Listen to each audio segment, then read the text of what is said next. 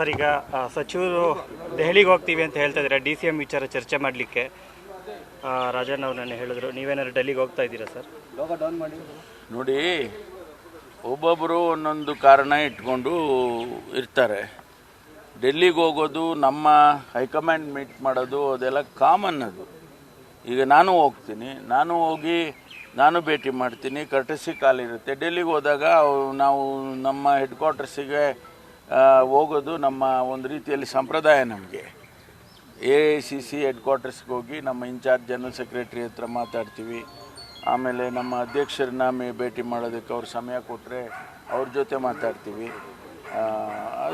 ಈಗ ಅಧಿಕಾರದಲ್ಲಿ ಆಡಳಿತದಲ್ಲಿ ಇರ್ತಕ್ಕಂಥ ಪಕ್ಷ ಸ್ವಾಭಾವಿಕವಾಗಿ ನಮ್ಮ ಹೈಕಮಾಂಡ್ನವ್ರ ಜೊತೆ ಮಾತಾಡಲೇಬೇಕು. ಅವರಿಂದ ನಾವು ಸಜೆಷನ್ಸ್ಗಳನ್ನು ಸ್ವೀಕಾರ ಮಾಡಲೇಬೇಕು.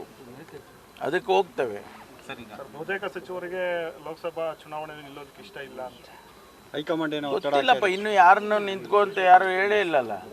ಈಗ ನನಗೆ ಕೋಲಾರಕ್ಕೆ ಹೆಸರು ಹಾಕಿದ್ರಿ ನೀವು ಮಾಧ್ಯಮದಲ್ಲಿ. ಕೋಲಾರಕ್ಕೆ ನನ್ನ ಹೆಸರು ಕೂಡ ಹಾಕಿದ್ರಿ.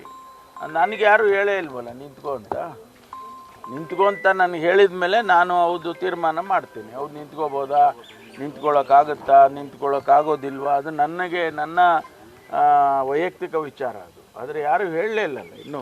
ಹೈಕಮಾಂಡ್ ಆ ಥರ ಏನಾದ್ರು ತೀರ್ಮಾನ ಯಾರತ್ತೆ ಏನಿಲ್ಲ. ಒಂದು ವೇಳೆ ಆ ರೀತಿ ಮಾಡಿದರೆ ನಿಂತ್ಕೊಳ್ಳೋರು ನಿಂತ್ಕೊಳ್ತಾರೆ, ನಿಂತ್ಕೊಳ್ಳೋದಕ್ಕಾಗದೇ ಇರೋರು ಬೇಡ ನಮಗೆ ಅಂತ ಹೇಳ್ತಾರೆ.